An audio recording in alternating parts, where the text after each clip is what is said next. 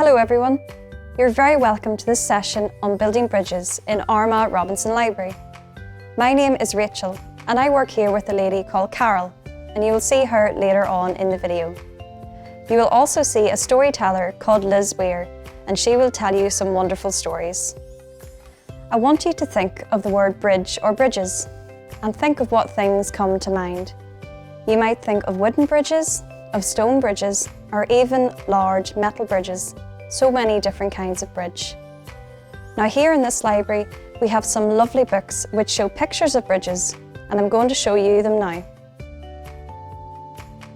So I have with me here some of our old books, but before I would open them, I would first put on a pair of white gloves because it keeps the books nice and safe, and it also keeps our hands clean.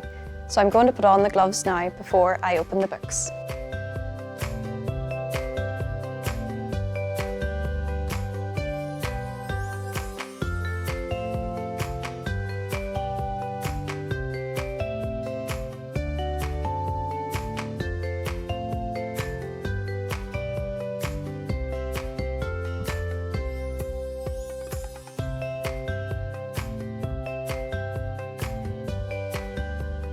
Well everyone, you've heard from Rachel, and now I'm Carol and I also work with Rachel here in Armagh Robinson Library.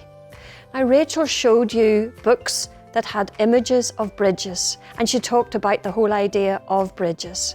Now when she was doing that, were you thinking of a bridge in particular? Do you know of a bridge maybe near to where you live or near to where your school is? I'm sure you do, and if you do, maybe you think of it in a different way. Bridges, the word bridges. Sometimes we use that word in another setting, and that's what I want to mention to you. Do you know the way sometimes if people maybe haven't agreed about something, and maybe they've become angry with each other and they don't like each other, and then you've maybe had somebody else come into the whole thing to say, look, can we do something a bit differently? And it's been agreed, and then the anger has gone. So another way to look at that is the third person coming in has been a bridge builder. That person built the bridge between the two people. And what we'd hope is people are happier, that they'll work together, that they'll play together. So we would talk about bridge building. And I deliberately say the third person because often people will say when girls and boys are maybe disagreeing, it needs an adult to try to sort out if there's a disagreement, and for an adult to do some bridge building. But I think it's just as important that another boy or another girl would help to sort out a problem. Maybe there's been a misunderstanding, and with a little bit of bridge building that can actually sort the whole problem out, and no longer are people feeling angry or unhappy. Now the whole idea of bridge building now comes into its own, as I am going to introduce you to Liz Weir, who is a storyteller, and she's going to tell you now a couple of stories. I'd like to tell you a story about a village. Half of the village was on one side of the river, and half of the village was on the other side of the river, and a rickety wooden bridge crossed between them. But the problem was, the people on one side of the river didn't like the people on the other side of the river, and they'd say, beast from the east, pest from the west, you're a cheat, you're a mess, and the insults flew. Now in all of that village, there was a baker, there was a chimney sweep, there was a cobbler who mended shoes, there was a doctor, there was a tailor who sewed clothes, there was a weaver who wove thread, and there was a farmer, and there was a woodcutter.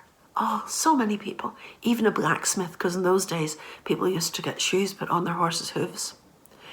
Well, one night, there was a terrible storm, and the bridge blew down. Great, said the people of the east. Leave it like that, said the people of the west. And the next day was quieter than anybody could ever remember. But you know, the cobbler was busy mending shoes when he missed, and he hit his thumb, and he said, oh, my thumb, I need the doctor. But where was the doctor? On the other side of the river. Meanwhile, the doctor had laughed too hard at a good joke and split his trousers. Oh no, my trousers, I need the tailor. But where was the tailor? That's right, on the other side of the river. But the tailor had run out of cloth, and he said, oh my goodness, I need the weaver, what am I going to do? And the weaver had his own problems because he had no more thread.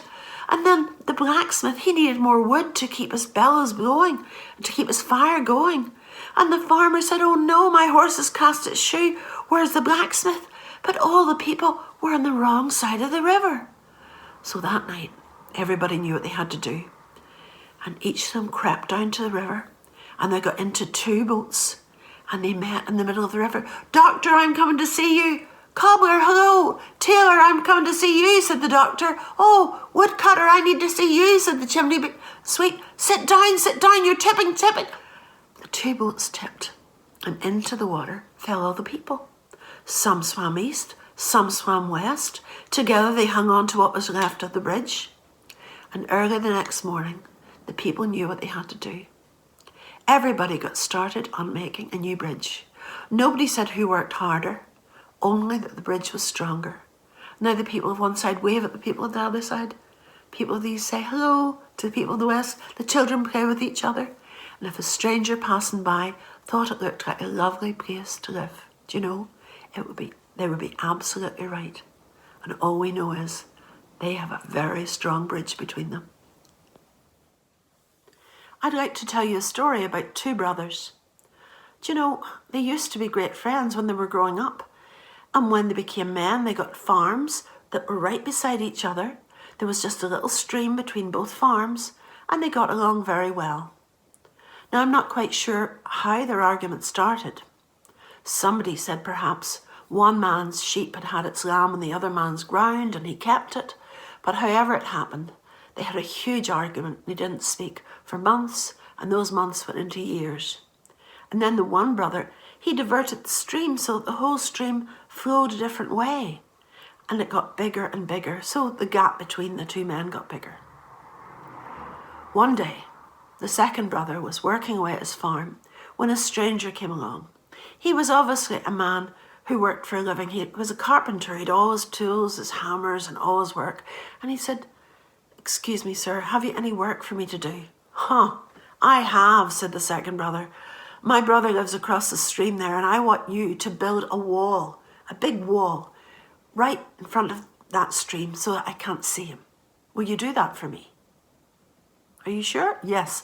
I don't want to see his house. I don't want to see him. I want you to build a wall. I've got all the wood in the barn.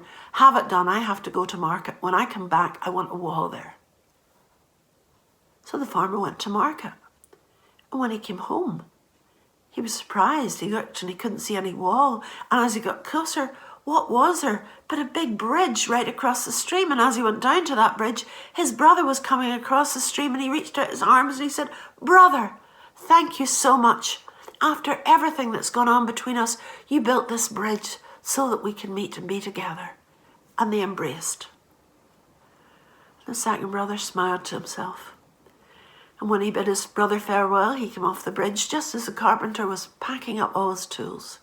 And he said, sir, will you stay with us for a while longer? I've got some more jobs to do. Oh no, said the carpenter. I have to move along.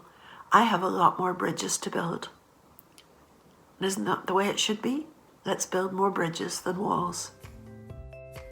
Thank you, Liz. Thank you so much for giving us those great stories and for the gift that you have in the way you tell them. Absolutely delightful. I hope, boys and girls, you enjoyed it, as certainly the adults have. I want to thank Rachel as well, my colleague, because Rachel did the research that was needed to find the books in our library and then to find the images of the bridges. I hope you have enjoyed this particular session, and that when you hear the word bridge and when you hear the word bridge building, you will think of it in the 2 settings: the actual bridges you could walk on and the bridges that you could help to make people be together, be happy together. So thank you very much, all of you, and I hope you've listened, and if you want to find out more about us in the library, do get in touch. Thank you very much.